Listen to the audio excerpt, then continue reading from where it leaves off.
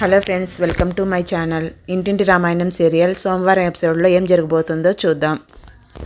పల్లవి తండ్రి అవని తండ్రి అని చెప్పడానికి రాజేంద్ర ప్రసాద్ పార్టీ అరేంజ్ చేస్తాడు. అది తెలుసుకున్న పల్లవి రాజేంద్ర ప్రసాద్ను చెప్పొద్దని బ్రతిమాలుతుంది. అయినా సరే రాజేంద్ర ప్రసాద్ వినకపోయేసరికి పల్లవి కోపంతో రాజేంద్ర ప్రసాద్ను చంపడానికి మేడిపై నుంచి కిందికి తోస్తుంది. తర్వాత గాయాలతో ఉన్న రాజేంద్ర ప్రసాద్ను హాస్పిటల్కి తీసుకువెళ్తారు. ఈ అవని వల్లనే మామయ్య గారు డిప్రెషన్లోకి వెళ్ళి సూసైడ్ చేసుకున్నారు అని పల్లవి నిందని అవనిపైకి వేస్తుంది. దాంతో పోలీసులు అవనిని స్టేషన్కి తీసుకొని వెళ్తారు. తన తల్లిని పోలీసులు అరెస్ట్ చేశారని ఆరాధ్య ఏడుస్తూ ఉంటుంది. ఆరాధ్యను నవ్వించడానికి కోటి తను తీసిన రీల్స్ని చూపిస్తూ ఉంటాడు. ఆ రీల్స్లో పల్లవి రాజేంద్ర ప్రసాద్ను మేడపై నుంచి కిందికి తోసేయడం రికార్డ్ అయ్యి ఉంటుంది. అది చూసిన ఆరాధ్య ఫోన్ని తీసుకువెళ్ళి వెంటనే తన తండ్రికి ఇస్తుంది.